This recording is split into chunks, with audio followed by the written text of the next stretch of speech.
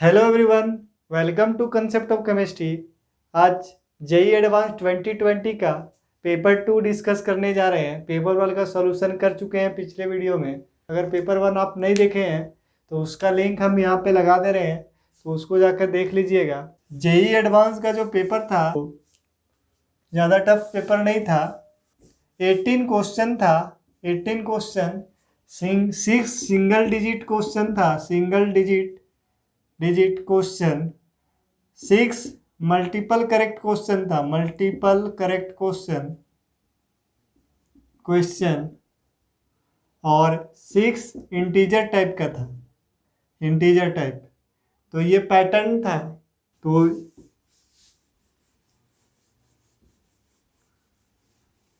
तो ये इस वीडियो में हम single digit type question discuss करेंगे। फर्स्ट क्वेश्चन देखते हैं जो क्या आया हुआ है। तो फर्स्ट क्वेश्चन ये पीरियोडिक टेबल पे है और आयनाइजेशन एनर्जी पे इस बेस क्वेश्चन है। आयनाइजेशन एनर्जी पर बेस क्वेश्चन है। Question first, the first, second and third ionization enthalpy I1, I2 and I3 of 4 atoms with atomic number n, n plus 1, n plus 2, n plus 3, where n less than 10 are tabulated below. What is the value of n? तो table दिया हुआ है। Table में atomic number और ionization energy दिया हुआ है। 4 items का आयनाइजेशन एनर्जी और एटॉमिक नंबर दिया हुआ है। तो आयनाइजेशन एनर्जी n+1 वाला में देखेंगे तो n+1 का जो आयनाइजेशन एनर्जी है बहुत ज़्यादा है। तो आयनाइजेशन एनर्जी बहुत ज़्यादा है, तो ये यहाँ से हम गेस कर सकते हैं जो पीरियोडिक टेबल में आयनाइजेशन एनर्जी नोबल गैस का बहुत ज़्यादा होता है, तो ये नोबल गैस होगा।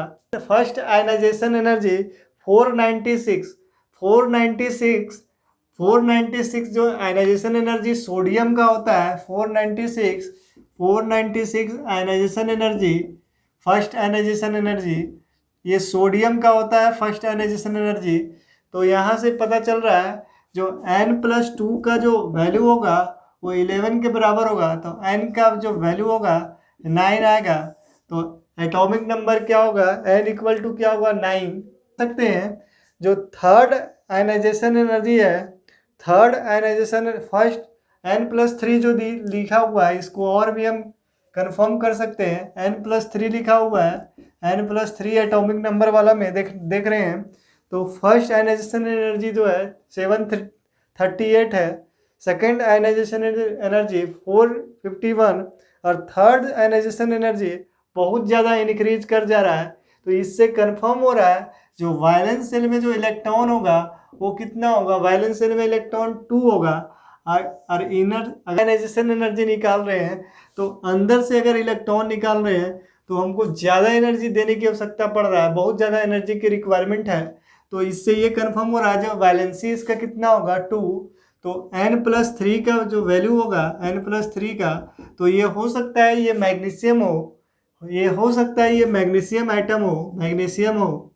तो मैग्नीशियम का एटॉमिक नंबर 12, तो n का वैल्यू यहाँ से 9 आएगा। तो ये हम कंफर्म कर सकते हैं इस चीज़ से।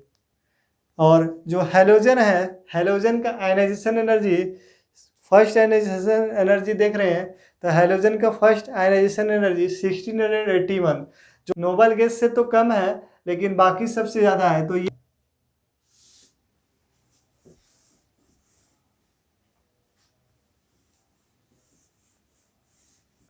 Question two, consider the following compound in the liquid form: O2, HF, H2O, NH3, H2O2, CCl4, CHCl3, C6H6, C6H5Cl, chlorobenzene. When a charge comb is brought near the flowing stream, when a charge comb is brought near the following stream, how many of them show deflection per the following figure? तो एक figure दिया हुआ है।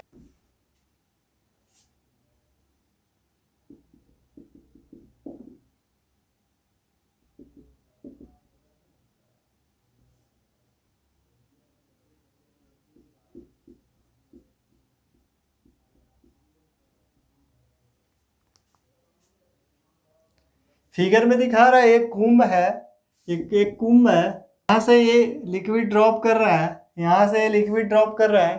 तो अब इसमें से कौन कौन डिफ्लेक्ट करेगा? तो चार्ज कुंभ है, तो चार्ज कुंभ है तो इसमें इलेक्ट्रॉन क्लाउड डिपॉजिट हो जाएगा, इलेक्ट्रॉन क्लाउड डिपॉजिट हो जाएगा और ये अट्रैक्ट करेगा। तो जो मॉलिक्यूल पोलर है वही अट्रैक्ट होगा, तो जो मॉलिक्यूल पोलर है वही अट्रैक्ट होगा कुंभ से, क्योंकि यहाँ पे electrostatic force of attraction, electrostatic force of attraction act हो रहा है, इसके बीच में इलेक्ट्रोस्टैटिक फोर्स ऑफ अट्रैक्शन हो रहा है, इसलिए अट्रैक्ट कर रहा है, पोलर मॉलिक्यूल को ही अट्रैक्ट करेगा। तो एच एफ जो है ये अट्रैक्ट होगा चार्ज कुंभ से, क्योंकि ये पोलर है। उसके बाद O2, ये पोलर मॉलिक्यूल लिख दे रहे हैं, पोलर मॉलिक्यूल। उसके बाद H2O ये भी अट्रैक्ट होगा। उसके बाद NH3 ये भी पोलर मॉलिक्यूल है, तो ये भी अट्रैक्ट होगा, इसमें भी पोलरिटी है। उसके बाद H2O2 ये भी पोलर है, तो ये भी अट्रैक्ट होगा। CHCl3 भी अट्रैक्ट होगा। उसके बाद बेंजीन क्लोराइड ये भी है, क्लोरोबेंजीन भी अट्रैक्ट होगा, तो 1 2 3 4 5 6 total number of molecule deflected और अट्रैक्टेड नियर द चार्ज कुंभ आर सिक्स। नॉन पोलर मॉलिक्यूल कौन कौन है? O2, बेंजीन, C6H6, ये सब नॉन पोलर मॉलिक्यूल है। CCl4 तो ये अट्रैक्ट नहीं होगा चार्ज कुंभ से। तो ये भी बहुत सिंपल क्वेश्चन था।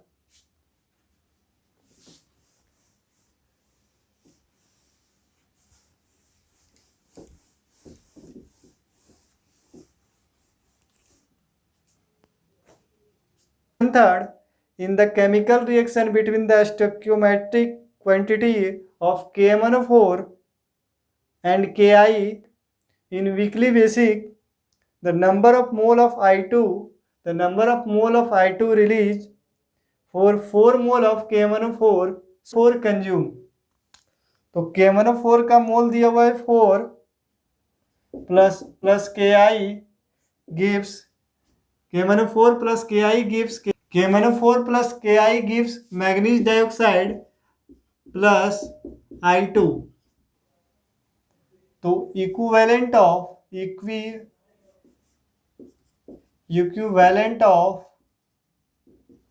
KMnO4 equal to equivalent of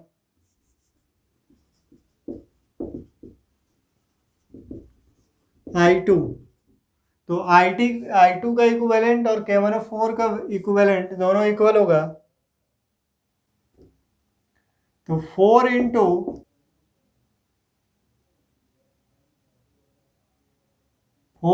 3 equal to n into का वैल्यू कितना आ जाएगा? 6 आ जाएगा।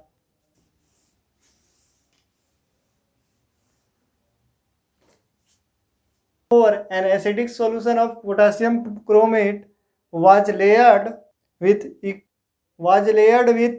equal volume of amyl alcohol when it was shaken after the addition of 1 ml of 3% H2O2. The blue color is obtained due to the formation of chromium 6 compound. What is the number of oxygen atom bonded to chromium through only single covalent bond? Single bonds in a molecule of X. तो K2Cr2O4 plus H2O2 gives amyl alcohol in acidic condition, acidic medium। Acidic medium O5 बनता है CrO5। इसका अगर structure बना है तो CrO,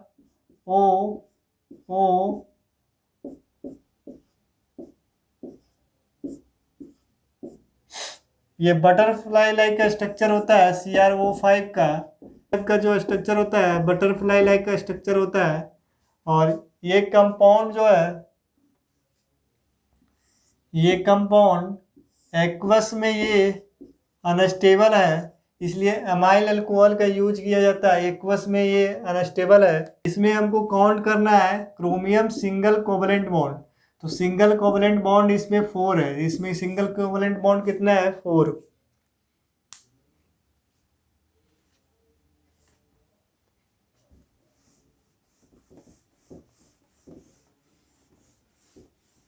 question 5, the structure of peptide is given below.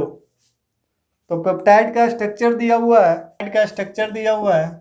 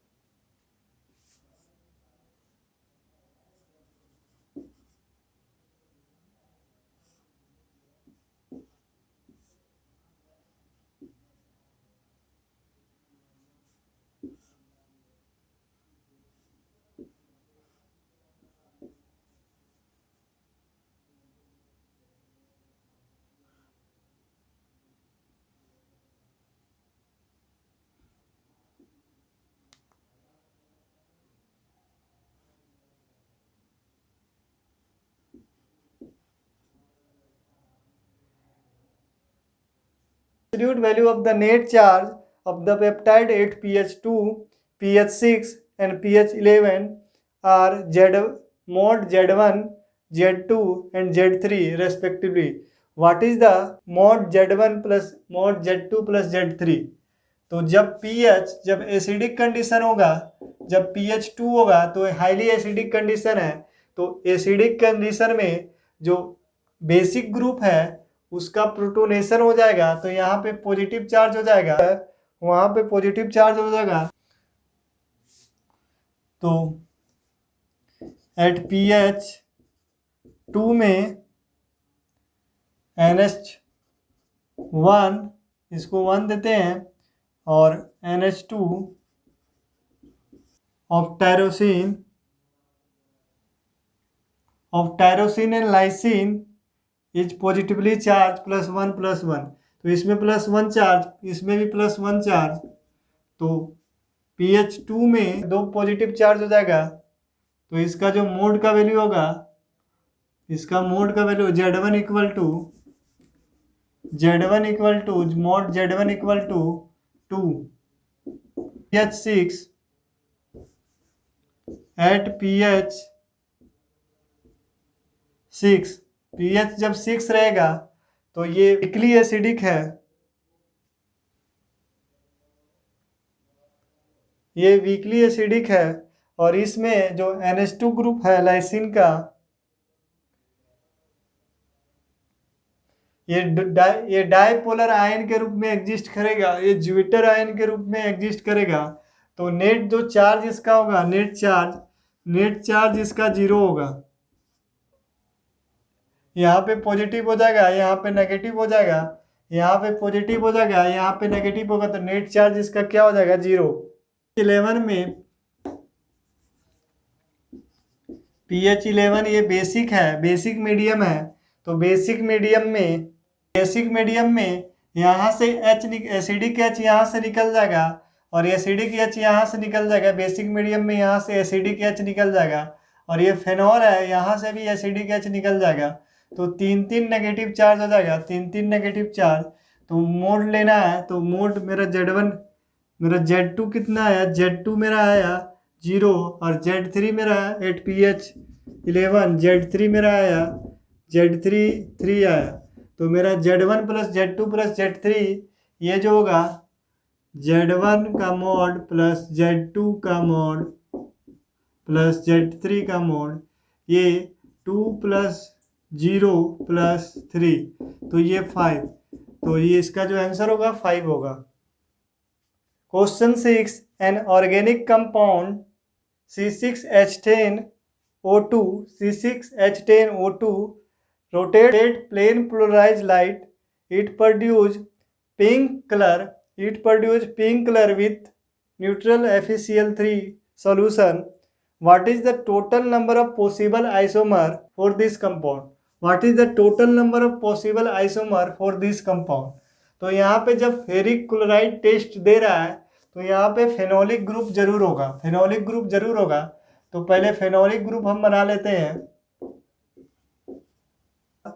ये यहाँ पे COH यहाँ पे भी हो सकता है, ये पॉसिबिलिटी भी हो सकता है, यहाँ पे OH और यहाँ पे CH2 CH3 ये भी हो सकता है। दूसरा केस हो सकता है जो OH यहाँ पे CH3 ये भी केस हो सकता है।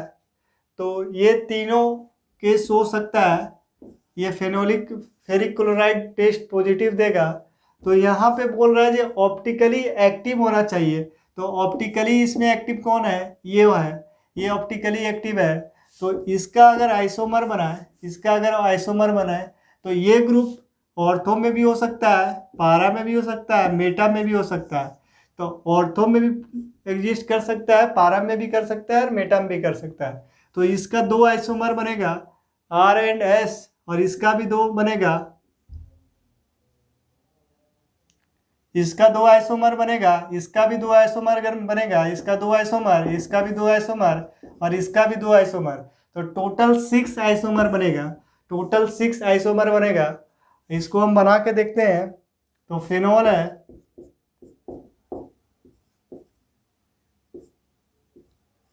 यहाँ पे OH, इसको बना के देखते हैं। ये फेनॉल है और इसका OH एक बार डैश में, एक बार वेज में, इसका OH एक बार एक वेज में इसका OH, उसके बाद इसका OH जो है एक बार डैश में, इसका OH जो है डैश में, एक बार प्लेन के एवब और एक बार प्लेन के बिलो।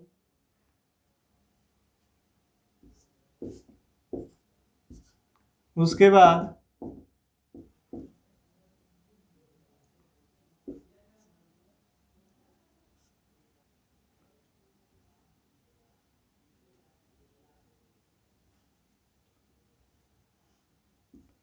OH एक बार इसका वेज में और OH इसका एक बार डैश में।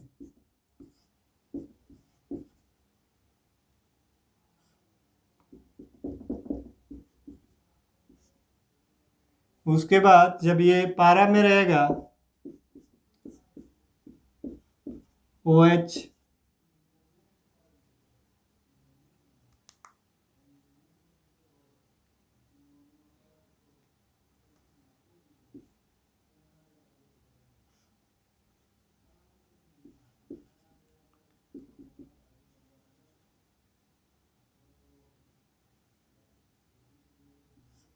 एक बार OH इसका वेज में और दूसरा OH जो होगा